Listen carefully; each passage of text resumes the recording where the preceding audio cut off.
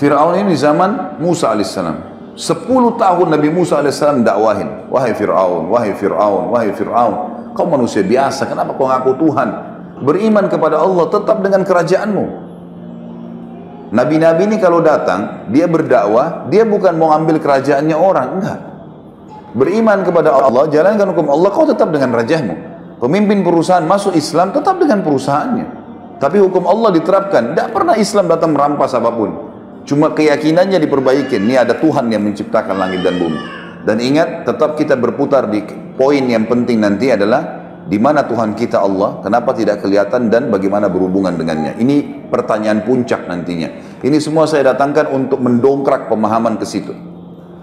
Maka yang terjadi Bapak Ibu sekalian, Fir'aun ini didakwai 10 tahun oleh Nabi Musa alaihissalam. Setiap hari didakwain, tetap menolak. Saya simpulkan di akhir hidup Fir'aun, pada saat dia mau meninggal, ada 3 kejadian besar merupakan tanda-tanda paling besar dari Allah SWT kepada Fir'aun. Tapi subhanallah, tekak, keras kepala, nggak mau masuk Islam, nggak mau beriman pada risalah Nabi Musa alaihissalam, maka Allah tenggelamkan sekalian. Kejadian yang memuncak adalah yang pertama, waktu Fir'aun lihat Musa alaihissalam terus mendakwai, setiap hari bertambah pengikutnya, maka dia bilang, hai Musa, saya yakin kau penyihir. Musa udah bilang, saya bukan penyihir. Tongkatmu bisa berubah jadi ular, ini mukjizat dari Allah. Tanganmu bisa mengeluarkan cahaya, karena Musa alaihissalam kalau tarik dari bawah ketiaknya, tangan kanannya keluar cahaya terang sampai silau, matanya Fir'aun bisa melihat. Tetap dia bilang itu sihir. Sebagai bukti sihir, saya akan tantang kamu dengan penyihir-penyihir saya. Baik, kalau Musa mengatakan kalau itu yang kau ambil putusan, silahkan. Gitu kan? Iklankanlah di seluruh wilayah Afrika, seluruh Eropa, wilayah kekuasaannya, panggil semua penyihir yang merasa punya ilmunya paling hebat datang. Fir'aun undang. Fir'aun sudah dianggap Tuhan, datang semua dan boleh minta imbalan apa saja.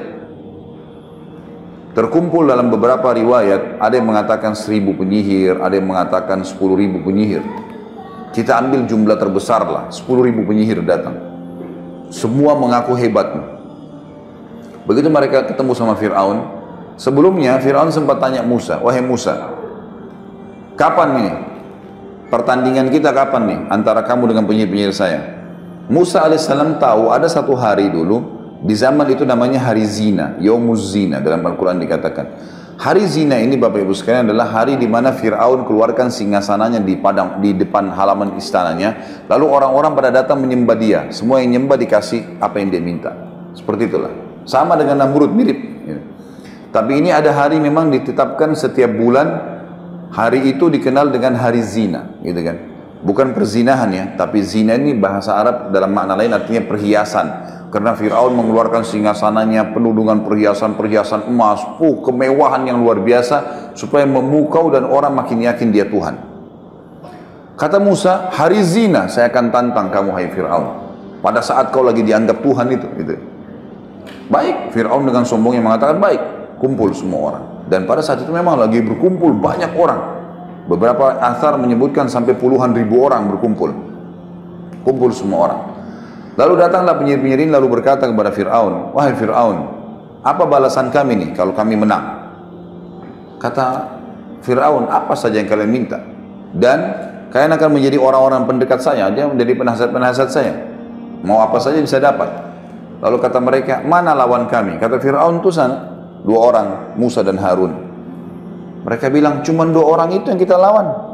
Penyihir-penyihir dengan sombongnya menantang, cuma 2 orang, lalu untuk apa semua penyihir ini? Kata Fir'aun, bunuh dulu dia, hilangkan orang ini, baru kau bisa dapat. Tidak usah anggap remeh. Baik, semua penyihir-penyihir ini sepakat kumpul. Kita nggak usah lama-lama nih, mumpung lagi ditawarkan jabatan yang tinggi, keluarin ilmu pamungkas kita saja. Ilmu tertinggi dalam ilmu sihir adalah ilmu mengubah benda yang tadinya tidak bergerak jadi bergerak, atau berubah dari wujud yang dari wujud aslinya berubah ke wujud yang lain, gitu kan? Seperti misalnya tali berubah jadi ular, pohon kesannya bergerak, tidak ada suara tiba-tiba kesannya ada suara, dan seterusnya. Seperti itulah. Untuk menakut-nakuti orang, karena kalau seseorang tidak takut maka tidak akan berpengaruh semua itu. Syaitannya nggak bisa buat apa-apa. Lihat tuh para penyihir-penyihir sekarang, kalau mereka mau menghipnotis orang, gitu kan, di TV, menepuk orang supaya bisa buat seperti yang dia mau. Sistem penyihir yang dilakukan, harus orang-orang itu dulu dikuasai sama dia, minimal takut, minimal percaya, baru bisa. Kalau tidak percaya atau tidak takut, disuruh turun dari panggung, nggak bisa, dianggap nggak bisa, karena ini nggak bisa dipengaruhi oleh syaitan, gitu kan. Orang kalau punya keyakinan kuat tidak bisa, gitu. Maka akhirnya penyihir-penyihir ini pun berkata, kita keluarin pamungkas ilmu bang. Apa itu? Tali-tali diubah jadi ular. 10.000 orang semua ini pegang tali, kemudian mereka lempar untuk dijadikan sebagai ular yang bergerak. Pertamanya mereka bilang pada Musa, wahai Musa, kamu yang nunjukkan kemahiranmu dulu atau kami duluan? Kata Musa, silahkan duluan, lihatkan saja. Maka mereka pun akhirnya, kata Allah, mengubah tali-tali mereka, yukhayyalu min sihrihim annaha tas'a, mengubah dengan sihir mereka seakan-akan tali itu bergerak, berubah jadi ular dan bergerak. Maka semua orang bersorak-sorak waktu itu. Luar biasa ini kejadiannya, dan banyak puluhan ribu orang menyaksikan. Fir'aun pun dengan banggahnya duduk di singgasananya melihat kejadian tersebut. Nah, ini sudah luar biasa, 10.000 lawan 2 orang nggak mungkin. Sempat Nabi Musa alaihissalam dalam Al-Quran dikatakan fa'aujasa fi nafsi khifatan Musa. Musa alaihissalam sempat takut sejenak, sebentar, ragu nih. Lalu Jibril datang mengatakan, kulna la takhaf, kami berkata kepadanya, jangan kau takut, innaka antal a'la, kau pasti menang. Wa alqi ma fi yaminika talqafu ma sana'u innama sana'u kaidu sahir wa la yuflihu sahiru haitsu ata. Yang mereka lempar yang di tangan kananmu tongkat tuh di lapangan yang sedang ada pertandingan, gitu kan? Maka pasti akan membatalkan semua sihir-sihir mereka. Karena yang mereka lakukan adalah perilaku sihir, dan sihir tidak akan pernah bisa menang dari arah manapun dengan ayat Allah. Tidak mungkin bisa menang, gitu kan? Musa alaihissalam masuk, lempar tongkatnya. Ada alasan di sini kenapa Al-Quran menceritakan kepada kita. Tiba-tiba waktu tongkat Musa alaihissalam dilempar dan jadi ular, seluruh penyihir tersebut sujud dan berkata, kami beriman kepada Tuhannya Musa dan Harun. Apa rahasianya itu? Karena ternyata penyihir-penyihir ini tahu tali yang mereka lempar jadi ular tidak bisa menyerang. Jadi kalau kita pun mengatakan bismillah atau a'udzubillah, bisa kembali kepada wujud aslinya. Batal tuh, setan yang menghiasinya hilang. Maka mereka tahu betul itu sihir. Musa alaihissalam lempar tongkatnya, berubah jadi ular besar. Mereka ular kecil, ini ular besar. Dan ularnya Musa alaihissalam jalan lalu makan.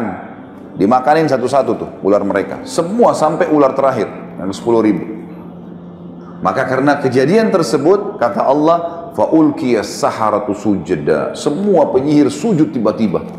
Qalu amanna bi rabbi Musa wa Harun. Kami beriman kepada Tuhannya Musa dan Harun, gitu kan. Ini kejadian di depan matanya Fir'aun, di depan seluruh pengikutnya pada saat itu. Berarti dikalahkan nih. Dan Musa alaihissalam sekali lagi tidak minta Fir'aun untuk tinggalkan kerajaannya, tidak. Cuma beriman sama Allah, tetap kamu raja. Gak diganggu sebenarnya. Tapi tetap kejadian ini tidak membuat Fir'aun beriman.